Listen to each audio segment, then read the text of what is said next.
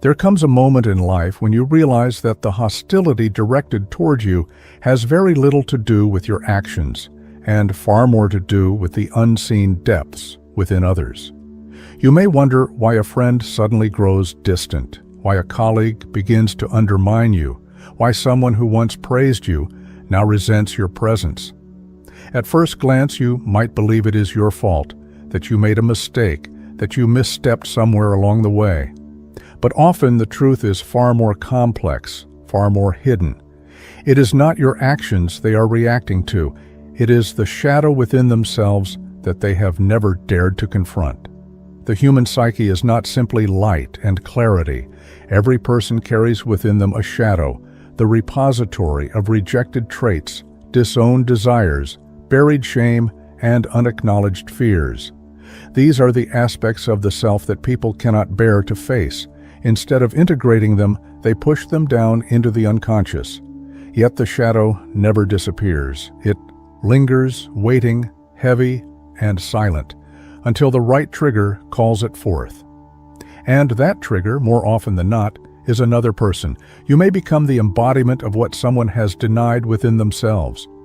Perhaps your confidence highlights the insecurity they cannot admit. Perhaps your discipline exposes the laziness they have hidden. Perhaps your compassion reminds them of their cruelty, or your freedom reveals the chains they have willingly locked themselves into. When this happens, they do not see you. They see their shadow in you, and they despise it. Hatred, envy, and resentment are often nothing more than projections of the unclaimed parts of themselves. This is why people can treat you like an enemy without you ever harming them. They wage war not because of your actions, but because your existence unsettles their illusion. You become the mirror that shows them who they are, and that reflection is unbearable. Instead of facing their own darkness, they attempt to destroy the mirror. They speak against you, sabotage you, or distance themselves from you, believing that by removing you, they can remove the shadow. But the shadow follows them everywhere, whispering, waiting, demanding recognition. Understanding this dynamic changes everything. It allows you to stop taking hatred personally.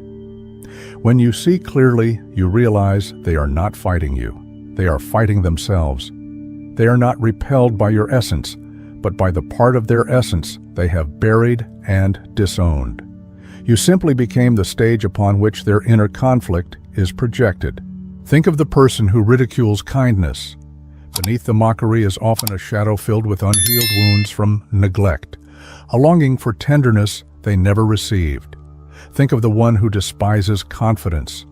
Beneath their hostility lies a shadow suffocated by doubt, a self-image so fragile that another's strength feels like an insult. Think of the individual who cannot tolerate another's freedom.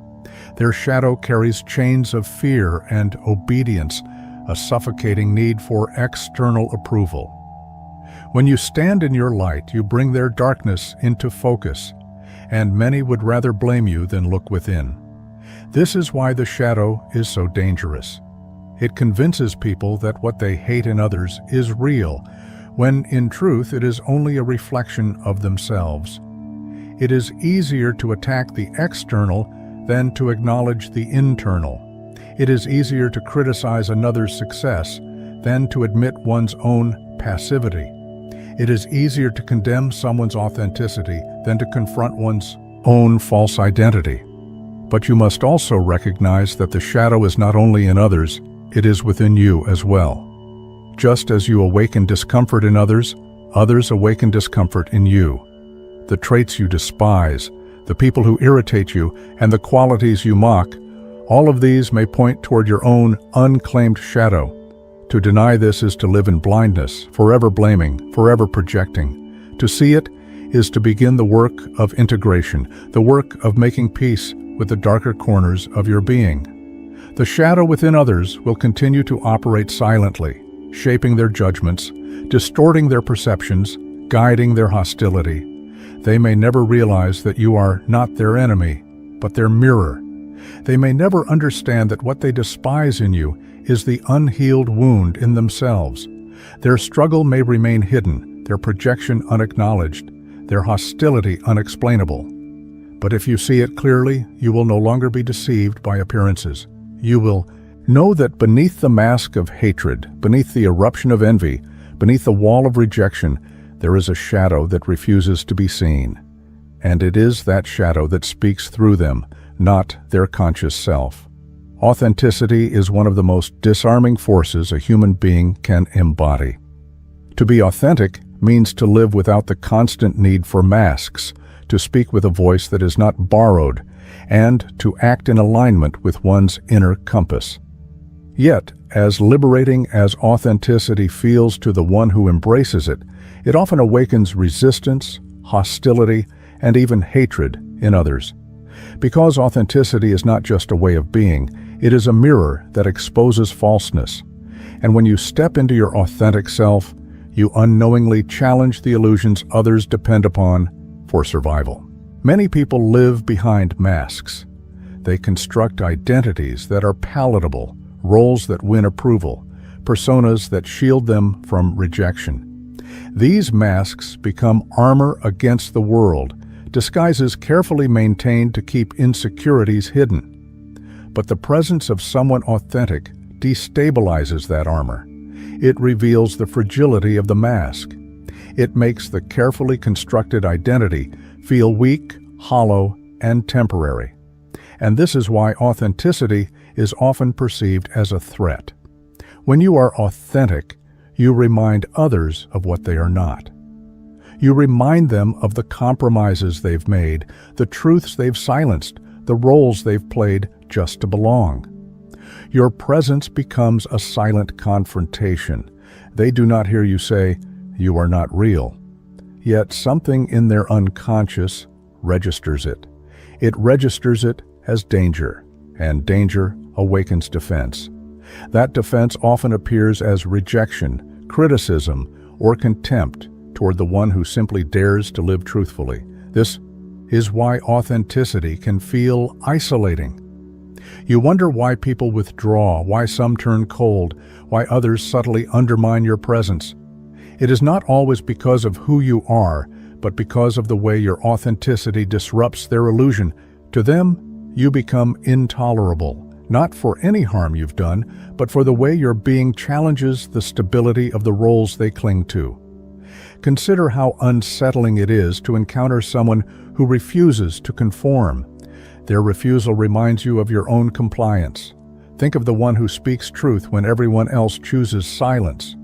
Their courage calls out your fear, whether they intend to or not. Think of the individual who lives unapologetically, whose choices reflect freedom instead of approval-seeking. Their freedom highlights the chains around your own decisions. Authenticity, by its very nature, awakens discomfort. It forces people to look inward, and many are not ready to face what they see. But authenticity is not arrogance. It is not rebellion for the sake of rebellion. It is alignment, the simple act of existing as you are, without distortion. Yet this simplicity is what makes it powerful.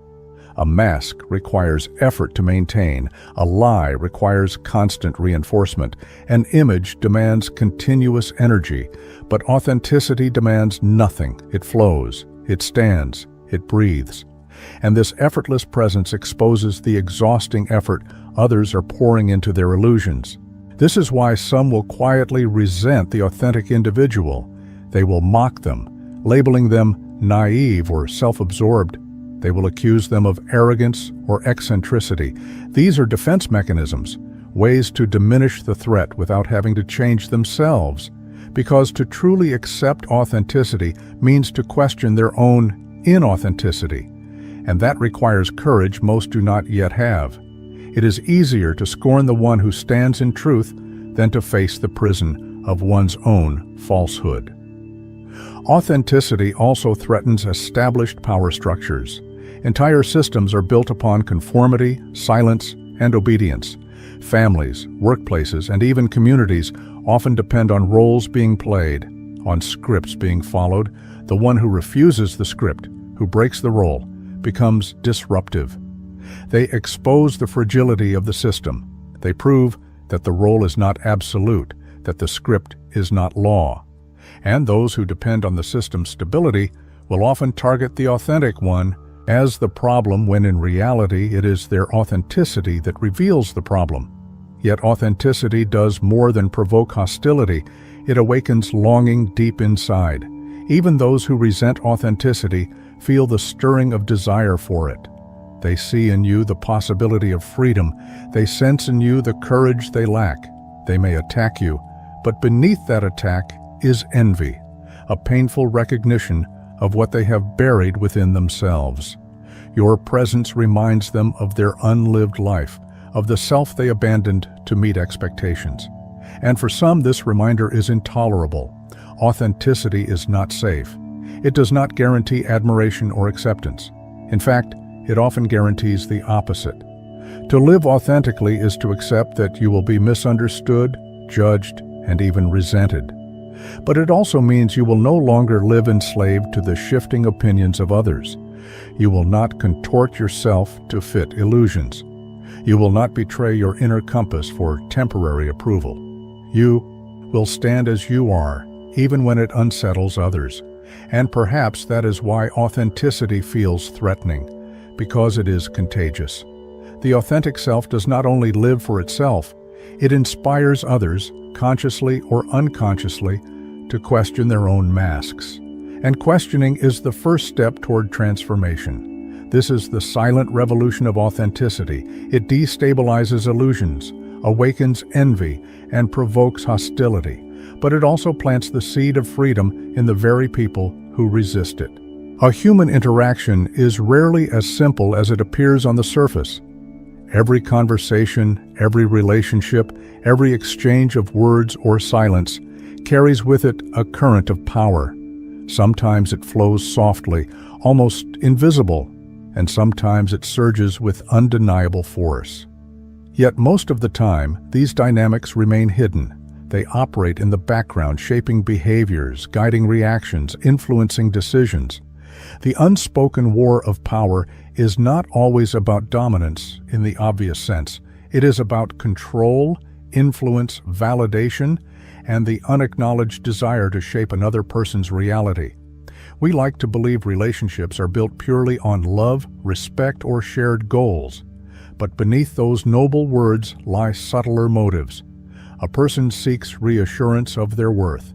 Another craves recognition. Another wants obedience. And still another thrives on superiority.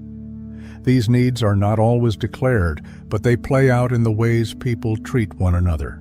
When someone suddenly turns cold, when affection turns to hostility, when a friend begins to compete instead of support, it is often because an invisible balance of power has shifted. Power dynamics are rarely equal. Even in the closest relationships, there is an undercurrent of who leads and who follows, who validates and who seeks validation, who influences and who is influenced.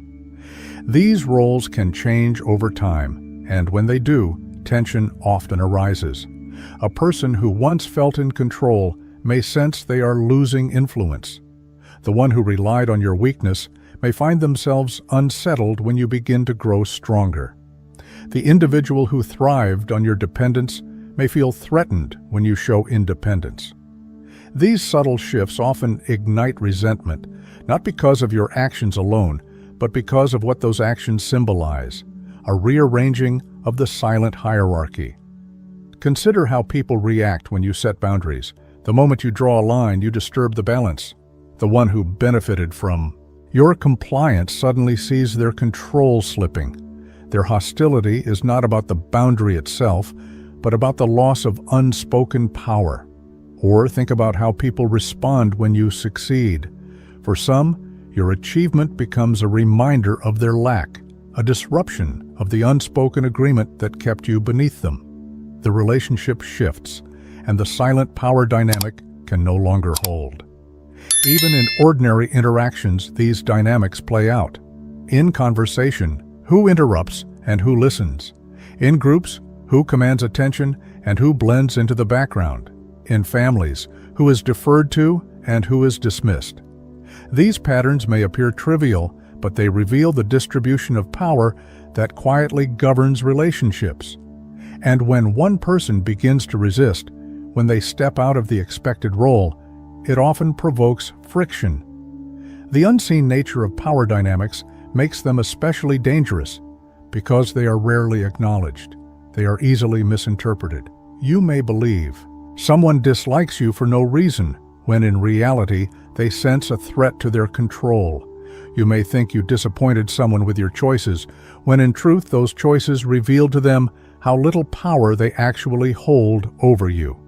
The hostility you encounter is not about who you are, but about what your presence disrupts in their hidden balance of control. Power does not always mean authority or dominance in an obvious sense. Sometimes it is as subtle as emotional leverage, the ability to make someone feel guilty, the capacity to withhold affection, the silent pressure of expectation. A person may not raise their voice, yet they wield enormous influence by threatening withdrawal, by offering approval only when you conform, by manipulating the unspoken rules of connection. When you stop playing along, when you stop giving them that leverage, the structure collapses. And few things breed resentment faster than the collapse of a hidden structure of power. To recognize these dynamics is to understand that conflict is often not about surface disagreements. It is about the deeper struggle for influence, the fear of losing control, the insecurity of being overshadowed. People rarely say, "I resent you because you no longer make me feel superior," or "I am angry because I cannot manipulate you anymore." Instead, they frame it as betrayal, arrogance, selfishness, or disrespect. These words disguise the deeper truth. The power they once held over you has slipped away. Yet the desire for power is not inherently malicious. It is rooted in human nature. People seek control because they fear chaos. They crave influence because it reassures them of their worth. They cling to hierarchies because it makes them feel safe in a world of uncertainty. The problem arises when these desires are left unacknowledged, when they twist into silent expectations, when they turn into hostility toward those who do not comply. You cannot always dismantle these dynamics, nor can you always prevent the resentment they create. But by seeing them clearly, you free yourself from confusion. You stop internalizing hatred as if it were born from your flaws. You begin to see that much of what people project onto you is not about you at all. It is about the shifting currents of invisible power, the silent hierarchies that govern human connection, the fragile sense of control that people protect at all costs. Human beings do not simply see others as they are. They see themselves reflected back through others. Every interaction becomes a kind of mirror, a silent revelation of hidden truths, unacknowledged wounds, and secret desires. What we admire in others often reveals what we long to cultivate within ourselves. What we despise in others often exposes the parts of us we refuse to face. This is the mirror effect, the undeniable truth that the judgments we cast outward are more often than not a reflection of our inner world. The mirror effect is why people can suddenly turn against you without cause. They are not truly reacting to you. They are reacting to what you awaken within them. When you embody qualities they have suppressed, you become the mirror that reveals what they are missing, what they are avoiding, or what they are ashamed of. And for many, that reflection is intolerable. Instead of facing it, they attack the mirror. They criticize, they resent, they distance themselves, not because you harm them, but because your existence has brought their shadow into focus. Imagine the person who mocks your ambition. Beneath their laughter is often the sting of their own unfulfilled potential. Imagine the one who cannot stand your confidence. Their hostility may be the echo of their own buried insecurity. Consider the individual who despises your freedom. Their anger may arise from the chains of fear and approval that bind them. In every case, the hatred is less about you and more about the reflection you bring to their surface. This is why the mirror effect is so unsettling. It does not allow illusions to remain intact. When you live authentically, when you grow, When you embody traits others have denied in themselves, you strip away the comfort of their self-deception. You remind them of who they could be, or who they once wanted to be, or who they fear they truly are. The reflection you offer becomes too sharp, too honest, too revealing, and instead of using that mirror to transform, they may choose to shatter it by projecting their discomfort back onto you. But the mirror effect does not only apply to others, it applies to you as well. The people who irritate you, the traits you find unbearable, the behaviors you condemn with unusual intensity, these may be signals of your own unacknowledged shadow. The laziness you despise in another may reveal the part of you that fears rest. The arrogance you loathe may point to your own buried hunger for recognition. The dishonesty you cannot tolerate may reflect your own moments of silence when you refuse to speak your truth. What you reject in others is often a reflection of what you reject within yourself. To recognize this is to understand the profound truth of projection. When a person projects their insecurities onto you, they are unloading what they cannot face. They accuse you of selfishness when it is they who fear being selfish. They call you arrogant when it is they who secretly long to feel superior. They label you a failure when it is they who feel failure gnawing at their sense of worth. Projection is not always malicious, it is often unconscious. But it distorts reality, making enemies out of mirrors and turning reflections into targets. This is why awareness is so essential. If you live blind to the mirror effect, you will spend your life believing the opinions of others define you. You will chase approval, fear rejection, and misinterpret hostility as evidence of your inadequacy. But when you see clearly, you understand that the way people treat you is often more about their inner battles than about your worth. Their admiration is a reflection of their unclaimed potential.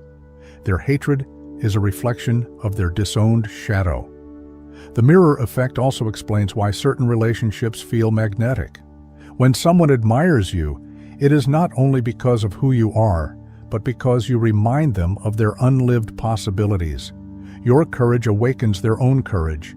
Your kindness stirs their own compassion. Your growth sparks their own desire to evolve. In this way, the mirror can inspire transformation, not just hostility.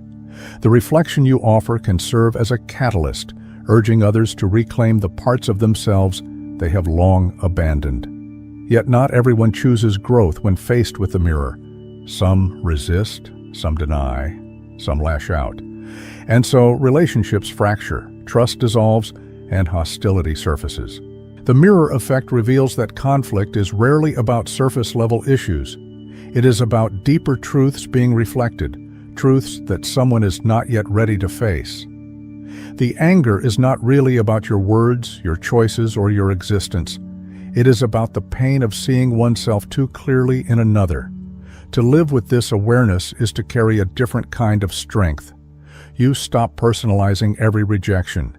You begin to see criticism as information, not condemnation.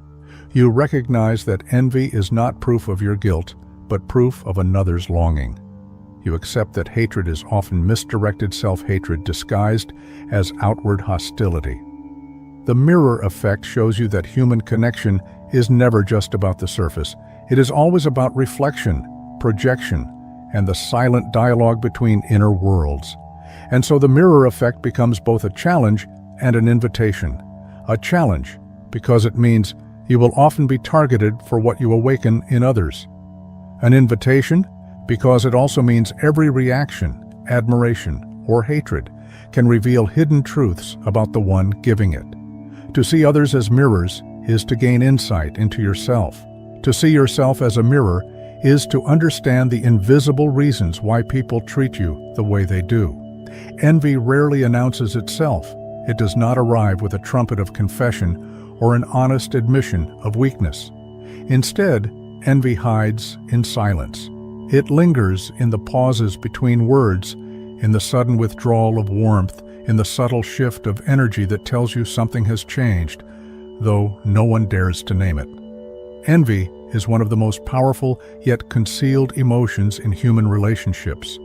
And because it is rarely spoken aloud, it becomes dangerous, corrosive, and destructive. Most people will not tell you they envy you. They will not say, "Your success makes me feel small," or "Your confidence reminds me of what I lack." To admit envy is to admit inadequacy, and pride will not allow that. So, envy disguises itself. It cloaks itself in silence, in backhanded compliments, in sudden distance, in hidden resentment.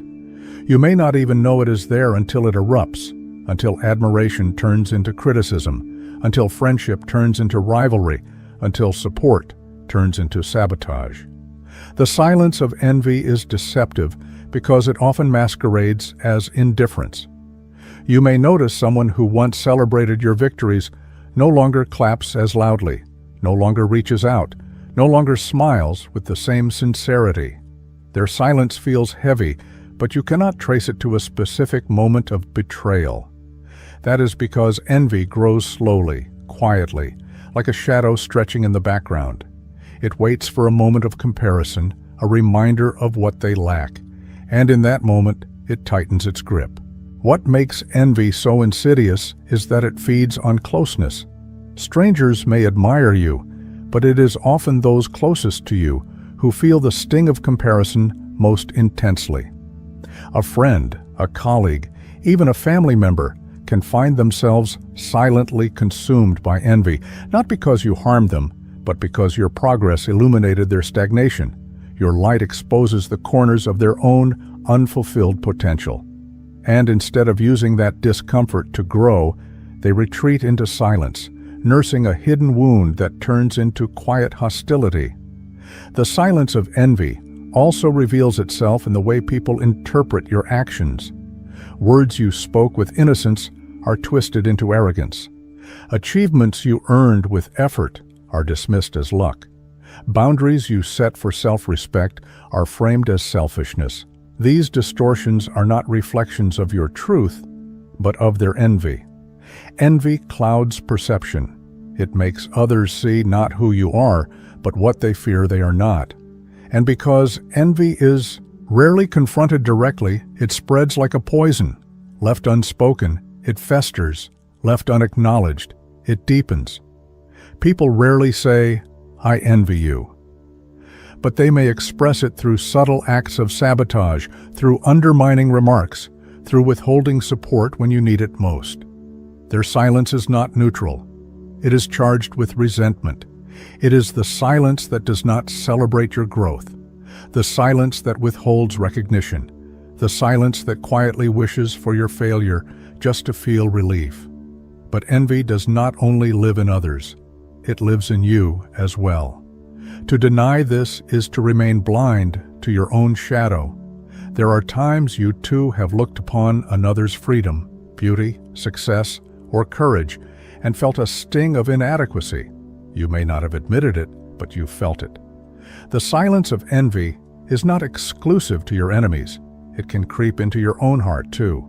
And if you do not face it, you will project it onto others, condemning them for the very qualities you wish you had cultivated within yourself. The silence of envy is a reminder of how deeply human beings crave comparison. People measure themselves not only by their achievements, but by the achievements of those around them. When someone close surpasses them, it feels like a threat to their identity, as if your success diminishes their worth. But the truth is, envy is never really about the other person. It is about the mirror. They hold up the reflection of what remains unlived within the self. To see envy clearly is to understand that much of the hostility you encounter in life is not born from your flaws, but from your light. People are not only irritated by what is wrong with you, they are often more unsettled by what is right with you. They can forgive weakness, but strength awakens their own insecurities. They can tolerate mediocrity, but excellence exposes their avoidance. They can accept conformity, but authenticity highlights their masks. And so, instead of confessing envy, they fall silent, and in that silence grows resentment. The silence of envy is dangerous because it is invisible until it is too late. You may think someone supports you, only to discover they were quietly hoping for your downfall. You may believe you are surrounded by friends, only to learn that some have been competing with you in secret. The unspoken nature of envy makes it one of the most potent forces in human relationships. It erodes trust, corrodes connection, and turns admiration into animosity. Yet when you recognize the silence of envy for what it is, you stop misinterpreting it. You no longer shrink yourself to avoid triggering others. You no longer beg for explanations when someone withdraws. You no longer doubt your worth because of another's coldness. Instead, you see envy as the shadow. It is not a reflection of your failure, but a reflection of another's unclaimed potential. You realize that the silence surrounding your victories is often louder than applause. For in that silence lies the unspoken confession of envy that words will never reveal.